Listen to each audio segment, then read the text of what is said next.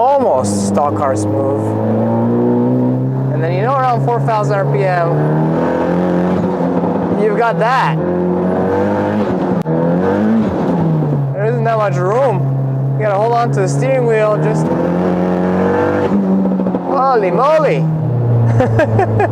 I think some dialing in of suspension would be good because this thing just walks around. Just chill out, just have a little cruise.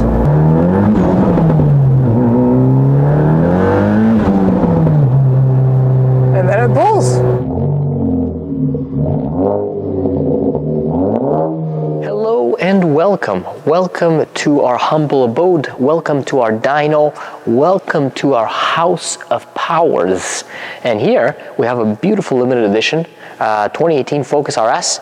This is Ryan's car, and Ryan has brought some Alberta dirt. If you're from Canada, you know where Alberta is. If you're not, just know that they've got dust and dirt, and he's trailered this car over here for us to dial it in. Now, it's a cool setup, and it makes a good amount of jam.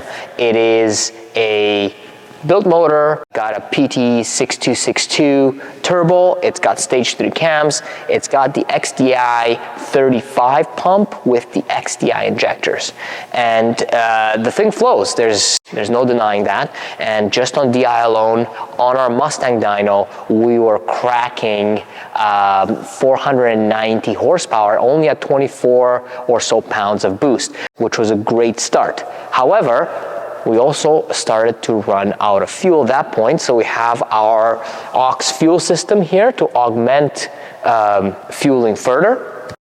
So we turned that on, and in pushing beyond the 25 psi mark, we started to run into some misfire issues. So now we're going to do a little bit of an investigation. I'm going to take you a little bit of a journey of how you start troubleshooting something like this. So the car runs smoothly up until about 6,400 RPM, at which point we're getting a misfire. The first thing that we always check at the wide open throttle misfires is the spark plugs. So we pull out the spark plugs. They were brand new, the NGKs that we have on our website.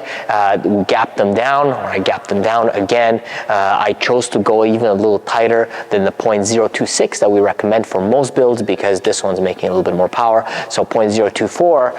And I also did a little bit of stretching of the coil pack springs to make sure that there's a good contact between the coil pack and the top of the spark plug. Unfortunately, that did not resolve our problem. So since this car is using aux fuel, I turned up the aux fuel to see if it's making a difference, and it certainly added fuel. I could see that in the fuel trims, which is great, which means that the aux fuel is working, it's reading RPM correctly, which is great. So now the next thing I'm going to do is I'm going to check that each individual injector on the aux fuel system is indeed being pulsed. So to do that, I'm going to disconnect all the injectors, all the port injectors from aux fuel. So there they are. There's all the 4 wires. This harness is actually not ours. This harness is done by Speed Performance, the same guys that built the motor in the car. And then I have a test injector right here, and I'm going to set up a test map that will just fire the injectors at idle. Of course, that's not something that you really want to be doing with these connected, because it's just going to overfuel the motor. And then I'm going to connect this. I'm going to make sure that the injector is clicking, indicating that I've got a good solid connection to the injector from all these connectors, and that indeed the aux fuel is firing all 4 injectors. So let's do that. Let's build a test fuel map and test it out. All right, so in order to build yourself a test map, I just labeled this map as a test map. You want to have it set up with engine settings, 2-cylinder, 2-stroke, and that's how all of our kits are set up. You can also have us build one for you if we're tuning you. But anyways, you go into the fuel maps, and then you grab this entire map, okay, from one end to the other. I know sometimes it's because the software is quite old, it just shows up funny. And then you go with fill selected, and then you can fill it with like something like 4. This is just gonna have a 4 millisecond pulse width for the injectors across the entire map. So regardless of what your map sensor is reading and regardless of what your RPM is doing. So I'm going to do that for both map A and map B. at this point, you want to connect to your controller. You make sure you got power. Then you get your USB to, in this case, serial adapter. You plug in, and then you hit this button that is called Write Data to ECU. And then this will overwrite the data. Yes, you want to click yes, and you go OK. So now we're going to start the car, and then we're going to see these values here increase. So once again, make sure that you have all of your injectors disconnected. All right, so now we're going to take each individual injector and, yeah, that's working. You can feel it in your hand right away. The little pinto's moving. You're not going to see it on camera, but right away you can tell that's working. Next. Yeah, that's working. You can use this with a test, do this with a test light as well. Yeah, that's working. And yes, this is working. So now we're here in the car. We just tested the aux fuel is firing correctly. We've got the tune on here. So again, this is a stage 3 cam car, 6262 turbo, and it is also on fully 85, I should mention. So it's for it being a complex build like this, what I want to do is I'm just going to warm the car up a little bit, and I'm just going to start taking it up into the higher RPMs and see if I can recreate this misfire just on RPM alone, which would indicate crank cam position sensor issue. And after that, I've just added more fuel via aux. After that, we're going to try to see if we can eliminate it using a little bit more fuel. There's a few things that we can do, of course, to get to the bottom of it and to see whether the misfire is from a spark, the condition is from a cam or engine timing position or condition, or it's from a fueling and associated conditions. So we already got a check engine light here. This feels like a misfire. These cars certainly on fully 85, it's a little bit tougher to get them to play nice. Just combustion is not amazing. When you've got the higher ethanol content, this one has larger injectors, so it's a little bit, yeah, 302, 303, the same two cylinders that are misfiring. So this is indicating to me that it's some sort of a combustion issue in those cylinders.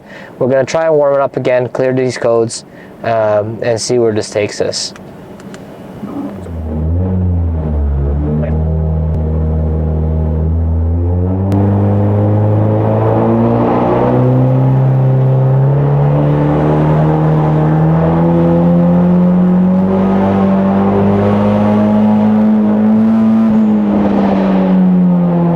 It went just fine.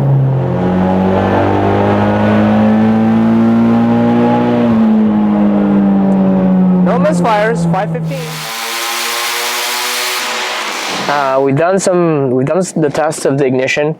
We've done the test of the fuel system, and now it's just getting the right balance between all of them. So we've reduced a little bit of the sensitivity in terms of the misfires on this car, just because it's so built and so non-OEM anymore, and we're able to continue adding power. So no more misfires, which is great. The car is just making an awesome power band, so it's peak torque by about 4,000 RPM, and it just keeps on pulling past 7. So right now on our dyno, 536 to the wheels at about 28 pounds of boost. There's more in it, so let's just keep on walking it up and see where this beast of an RS ends up. And definitely keep in mind that if you're doing DI alone, past kind of the upper 400 wheel horsepower, then you do want to be augmenting it with port injection if you haven't started with port injection in the first place. So he has the 95-pound injectors. We have plenty of fuel, and he's got an upgraded surge tank in the back, so he's got plenty of fuel, and the fuel pressure stays up that way.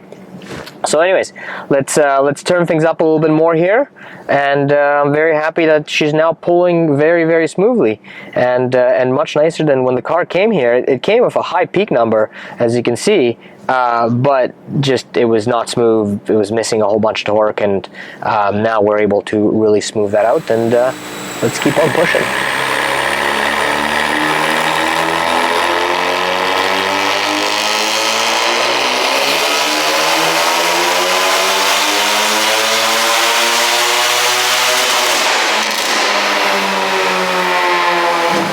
Alright, so I just got off the phone with Ryan, and I was telling him, look, your car is making into the upper 500s.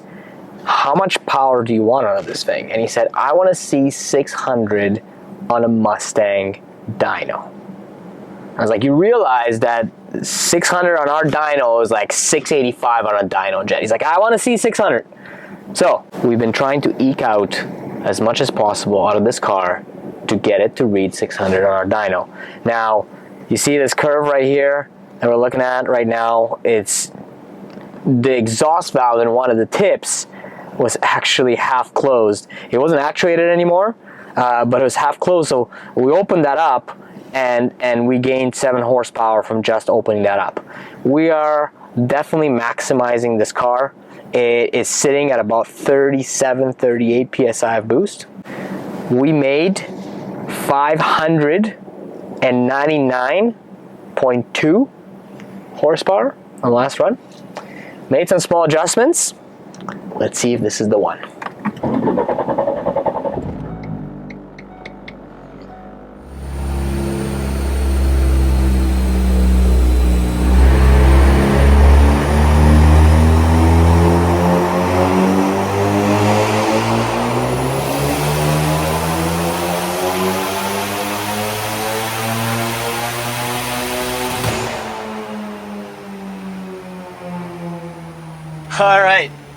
All right, my mic just died.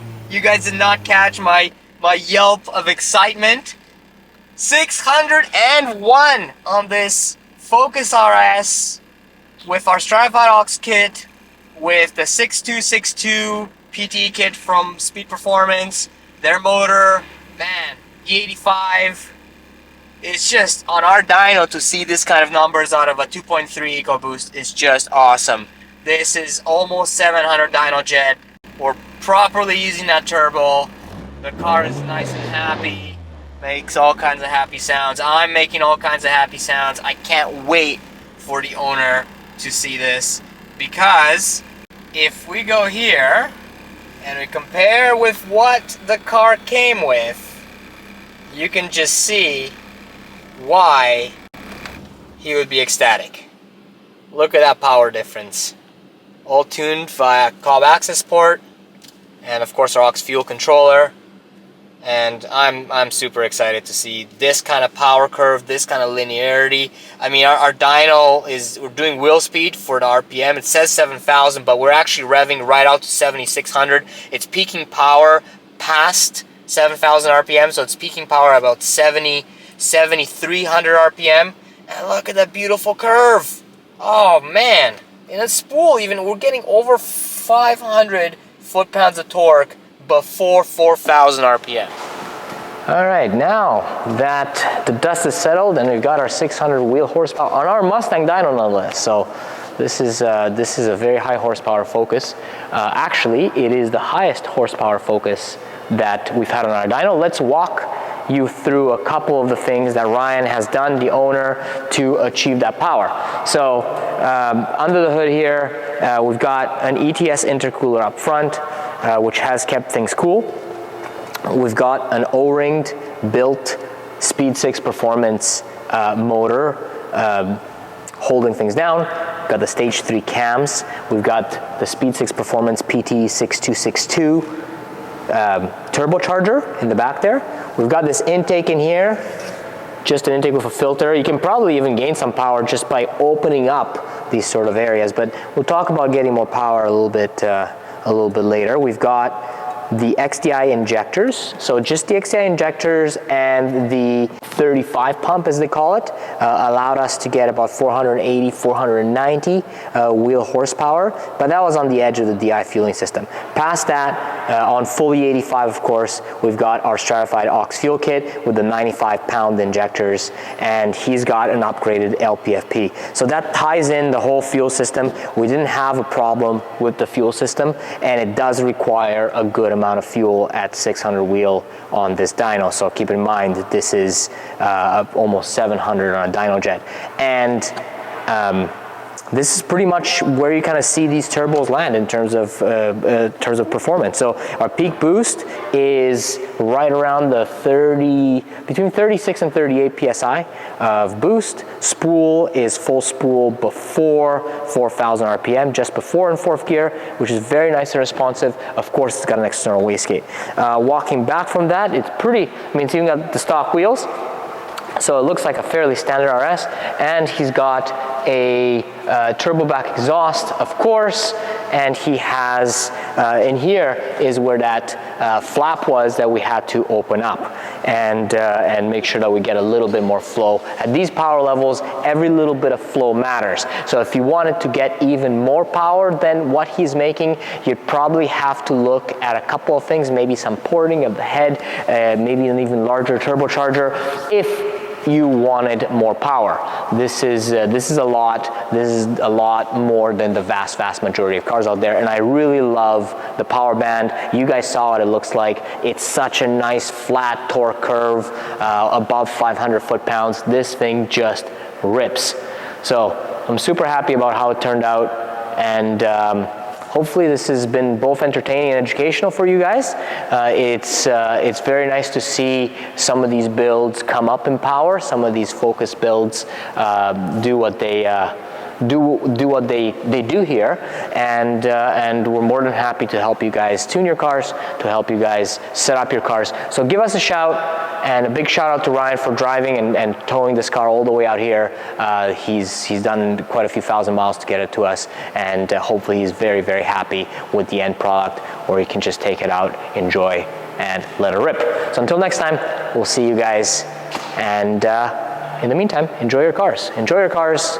Enjoy having fun.